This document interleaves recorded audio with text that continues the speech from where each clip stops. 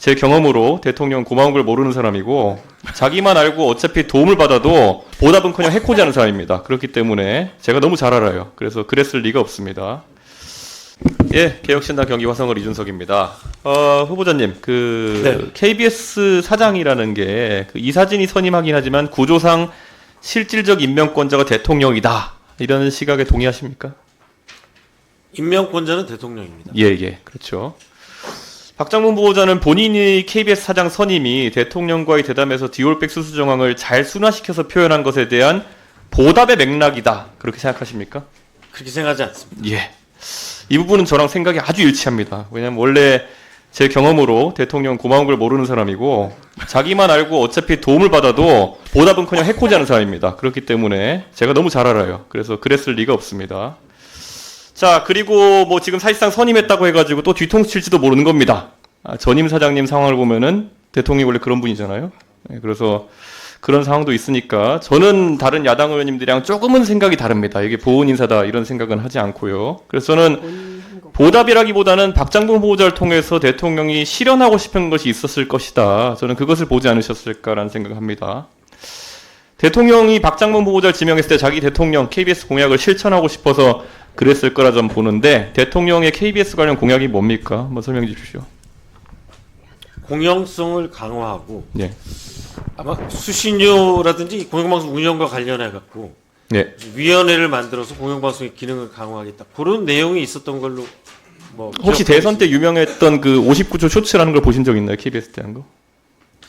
제가 모르는 상황입니다. 예, 그게 KBS 관련 공약이었는데요. 먼저 뭐 지금 자료 보여주시는 것 같지만은 먼저 그 사극 대하 드라마 편성 같은 것들, 그러니까 공영성을 위해서 다른 방송사는 하지 못하는 것들 해라가 첫 번째 주문이었고, 네. 그 안에 보면은 국제 뉴스 같은 것들 사실상 편성을 좀 해야 된다. 다른 곳에서는 비용이나 이런 구조 때문에 하지 못하는 것들을 해야 된다. 이런 게 지적이 많았고, 그 다음에 또 이제 영상 아카이브 등을 통해 가지고 사실 사회에 보탬이 되게 하라. 이런 그러니까 공영성 강화를 기준으로 해가지고 공약들을 냈거든요. 네. 근데 이런 부분에 대해서 알고 계십니까? 네, 네. 예. 근데 사실 이게 후보자가 아까 얘기한 것 중에 보면 재정적 안정성, 이 서면 답변을 보면 재정성 안정성과 글로벌 제작 역량 강화를 진행하겠다 했는데 재정적 안정성과 글로벌 제작 역량 강화가 이게 병행 가능한 겁니까? 아니면 선후 관계가 있는 겁니까? 이게 왜냐면 둘이 동시에 하겠다는 거는 재정 안정성을 위해서 비용을 줄이고 역량은 강화하겠다 그러면은 사실 언뜻 이해가 안 가거든요. 이게 양발로 동시에 발차기하겠다 뭐 이런 건가요? 아니, 충돌 소지가 있는데요. 예. 저희가 이제 1TV가 51개, 2TV가 31개의 프로그램이 있는데 예, 예. 지금까지는 다 이렇게 배분하는 형식으로 제작비를 나눠줬다면 이제 선택과 집중을 통해서 말씀하신 글로벌 시장을 공략하는 거는 예산을 좀 집중하고 예. 다른 부분은 좀 효율화하겠다. 제가 이번에 사실 이 부분에 다시 한번 물어보는 건요. 제가 과방위하면서 계속 KBS 관계자를 나오면은 국제뉴스 편성이나 아니면 이런 부분은 KBS가 앞장서야 된다. 다른 방송사들은 비용 구조 때문에 안 된다. 그렇게 얘기했는데 최근 들어가지고 KBS 해외 지국이 오히려 8개에서 7개로 줄었죠. 네, 줄었습니다. 그리고 상주 특파원 수는 17명에서 11명으로 줄었죠. 6명이나 크게 줄였는데 이게 맞습니까 그러면? 저희가 이제 비용 절감 때문에 그럼 비용 절감이 방향인 거지. 그러면 이건 뭐 국제 제작 역량 강화하는 게 아니잖아요. 네, 그 대신 뭐 특파원이 많은 뉴스를 생산하긴 하지만 네. 그 외에 다른 소스로 글로벌 24라든지 세계는 지금 같은 경우는 아니, 다양한 그러니까 특파원을 외신을 하셨으니까 통해서 아실 텐데, 그럼 런던 지국 계셨으니까 아실 텐데, 우리가 영국에 대한 어떤 뉴스를 파악하려고 그러면 현재 특파원이 인맥도 만들고 또 그리고 관계자 취재를 해야지 알 수 있는 거지. 어떤 방법이 있나요? 혹시 그럼 다른 방법이? 그 방법이 가장 좋습니다. 의원님 말씀이 맞습니다. 그러니까 지금 이 답변이 이 안에서 굉장히 모순된 것처럼 보이는 게 아까 제가 말했잖아요. 두 발을 동시에 들어 발차기 하겠다. 이러면 무조건 자빠지거든요. 네. 지금 답변이 거의 그런 상황이라 가지고 이거 더 명쾌한 답변을 제가 요구할 수밖에 없는 상황이고요. 그 사실 재정 안정성을 강화하겠다. 이거에서 이제 사람 자르겠다 같은 얘기. 아까 김장겸 의원님도 질문하셨나요? 그 비용 구조나 이런 거에 대해서는 인건비 과다하다는 구조는 알겠는데 그럼 사람 자르겠다는 겁니까? 아니 근데 저희가 구조조정을 법적으로 굉장히 강하게 네. 여러 가지 규제가 많기 때문에 쉽게 할 수 없습니다. 그럼 또 사람 안 자르겠다는 거예요? 그 인건비를 줄이겠다라기보다도 이제 좀 효율화해서 그럼 임금을 깎겠다는 겁니까? 임금을 삭감하는 것 역시 이 노조와 협의를 해야 되기 때문에 쉽지 않은 그러니까 상황입니다. 제가 이게 사실 죄송하지만 전임 사장님께 똑같이 물었던 게 뭐냐면은 KBS 관계자가 여기 국회 나오면 계속 하는 얘기가 비용을 줄이고 컨텐츠 제작 역량 강화하겠다예요. 근데 그때도 제가 계속 물었거든요. 이거 어떻게 하겠다는 거냐. 그런데 답이 안 나오니까 KBS가 개선이 안 되는 겁니다. 사실 투자를 할 거면요. 오히려 이 자리에서 나 박장범의 KBS는 지금까지와 다를 것이고 컨텐츠 면에서 이런 경쟁력을 확보할 거기 때문에 오히려 돈을 더 쓰겠다. 일시적으로 적자가 늘어날 수 있겠지만은 나중에 그 투자에 대해서 리턴이 있을 거다. 이런 걸 설파하셔야 되는 거고 그게 아니면 지금 박민 사장과 다른 게 뭡니까? 똑같은 겁니까? 일단 저희가 법을 지키면서 비용 절감에 최대한 나서고요. 그 사람 자르겠다.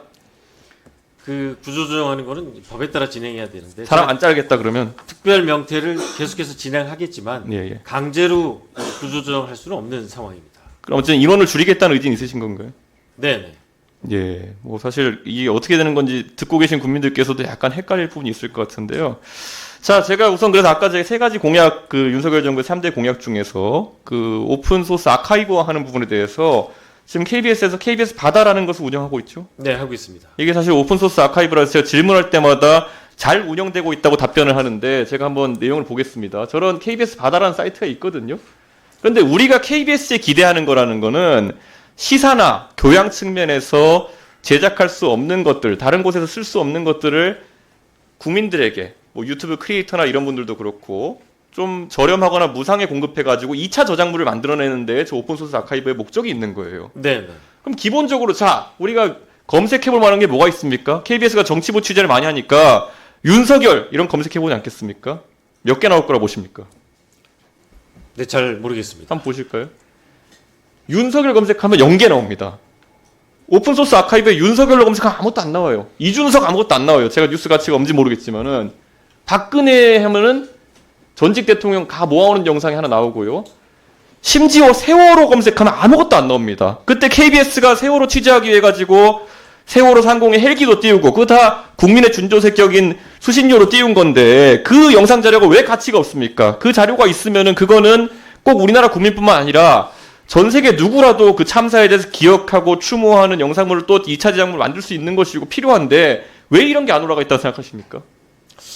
일단 다른 자료는 많이 있는데 이게 혹시 사람과 관련된 사안이기 때문에 초상권 문제가 있는지 없는지 제가 그건 좀 아니 근데 따져봐야 KBS에서 되겠는데요. 사람 취재한 걸 우리가 보고 싶은 거지. 자 그럼 KBS 뭐가 많은지 제가 보여드릴게요. 다음 페이지 보시면. 네. 고양이, 강아지, 바다, 나무 이런 거 되게 많습니다. 네, 사진이 가장 많은 게 고양이에요. 강아지하고. 그런데 고양이와 강아지 사진이 KBS가 특화된 부분입니까?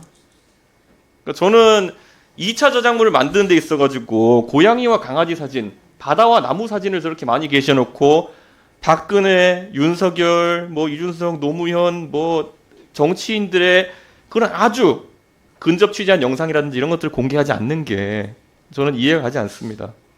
이 부분 어떻게 개선하실 생각 있으십니까? 네, 위원님 말씀대로 수요자가 저희가 국민들에게 서비스를 제공하기 위해서 만든 사이트니까요. 국민들의 니즈가 있다면 그렇죠. 그리고 이건 적극적으로 대통령 공약이었고 제공하겠습니다. 대통령 공약에서 이런 게 들어간 이유는 제가 공약 만들어서 잘 아는데 2차 저작물로 이거를 더 대한민국의 크리에이터들이나 아니면은 이런 영상 하시는 분들한테 도움이 되게 하라는 거거든요. 사실 언론사의 사회공헌을 위해서 이런 거 되게 많이 합니다. 예를 들어 신문을 만드는 업체들 같은 경우에는 조선일보나 한겨레 신문 이런 데 보면 명조체 무슨 뭐 결체 이렇게 다 서식을 그 서체를 공개하기도 하고요. 그걸 통해 가지고 또 다양한 인쇄물이나 이런 거 만들어서 사회에 공헌하기도 하고요.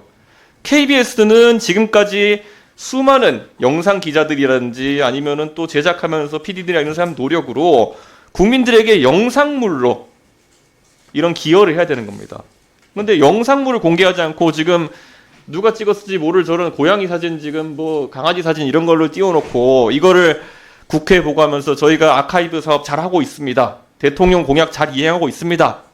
이렇게 하면 사실 말이 안 되는 거거든요. 지금 KBS의 위상을 제고하겠다 그러는데 공정성과 공영성 이런 것들 거기서 사회 공헌성까지 넣어야 되는 겁니다.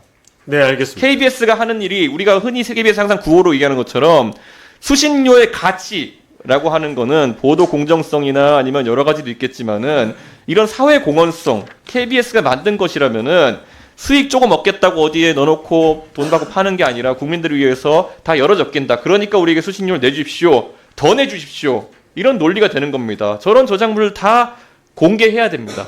동의하십니까? 제가 이제 관련 팀 그리고 법률적 자문을 거쳐서 공개 여부를 결정하도록 하겠습니다. 적극적으로 하겠습니다. 예, 알겠습니다. 감사합니다. 여러분들은 지금까지 이런 이슈들을 보게 되면 어떤 생각이 드셨나요? 제가 항상 여러분들께 뉴스만 평소에 잘 챙겨보셔도 돈이 된다. 돈을 벌 수 있다고 말씀을 드렸는데요. 그 이유는 제가 지난 5월 초에 여러분들께 뭐라고 말씀을 드렸죠? 지금은 정부가 주목하고 있는 K푸드에 관심을 가져야 한다. 뉴스만 보고 끝내지 마시고 투자 쪽으로 한번 생각해 보셔야 한다. 라고 말씀을 드렸습니다. 그리고 나서 이런 썸네일들을 뉴스를 통해서 많이 보셨을 텐데요. 이렇게 정부가 정책으로 밀어주는 산업이 이슈가 됐을 때 정보에 민감한 부자들은 어떻게 생각할까요? K푸드 관련주는 뭐가 있는지, 어떤 종목이 나에게 돈을 벌어다 줄 수 있는지를 생각한다고 말씀을 드렸죠? 그 이유가 뭐냐 하면 부자들이 봤을 때는 이슈가 곧 돈으로 이어지고 이런 이슈들이 돈을 벌어준다는 경험적 확신이 있기 때문에 부자들은 항상 이런 사회적 이슈들을 관심 있게 챙겨본다고 말씀을 드렸습니다. 실제로 제가 지난번에 시청자분들과 함께하는 주식으로 수익 내기 이벤트를 진행했었는데요.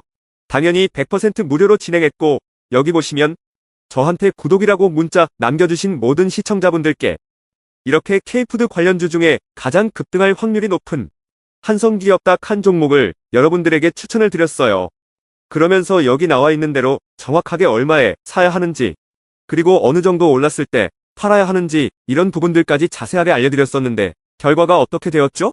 오른쪽을 보시면 아시겠지만 제가 5월 2일에 문자로 이 한성기업을 소개해드리고 나서 주가가 이렇게 2배 넘게 급등이 나왔다. 그래서 당시에도 굉장히 많은 분들이 제가 드린 한성기업으로 수익을 내셨을 텐데요. 다시 한번 축하드린다고 말씀을 드리고 이번에도 마찬가지입니다. 최근에 정부가 집중적으로 밀고 있는 산업이 해외 건설 시장이고 그 중에서도 K신도시에 대한 관심도가 계속해서 높아지고 있기 때문에 관련 종목들이 부각받을 수밖에 없다. 그 중에서도 정부가 가장 핵심적으로 밀어줄 것으로 예상되는 K신도시 대장주 한 종목에 돈이 몰릴 것이다. 당연히 우리가 이쪽으로 생각해야 한다는 겁니다. 그래서 이번에도 지난번과 똑같이 저에게 신청이라고 문자 보내주시면 정부가 강력하게 추진할 것으로 예상되는 K신도시 정책주 중에 앞으로 대장주 역할을 하면서 주가가 가장 크게 급등할 한 종목을 구독자분들에게 문자로 종목명과 사고 파는 시점을 모두 알려드리겠습니다. 그래서 여러분들이 주식으로 돈 버는 연습을 한번 해보시라 이렇게 말씀을 드리고 지금 이 영상을 보시는 시청자분들 중에 나도 이번 종목이 궁금하다 하시는 분들은 누구나 상관없이 그리고 어느 시간대나 상관없이 부담없이 이렇게 상단에 제 번호를 항상 남겨놓고 있습니다. 제 번호 010-4406-8870번으로 저에게 지난번처럼 신청이라고 문자 보내주시면 제가 이번에도 똑같이 무료 추천 급등주 문자를 보내드리겠습니다. 이해되시죠? 그래서 제 번호 010-4406-8870번으로 신청이라고 문자 보내주시면 여러분들이 직접 이슈를 통해서 돈 버는 연습을 해보실 수가 있는 거고 제가 돈을 받는 것도 아니고 투자를 대신해드리는 것도 아니기 때문에 부담없이 신청해주시면 되는 겁니다. 그리고 수익이 나면 저는 다른 것은 바라지 않습니다. 제 채널에 구독, 좋아요 한 번씩만 눌러주시면 감사하겠습니다.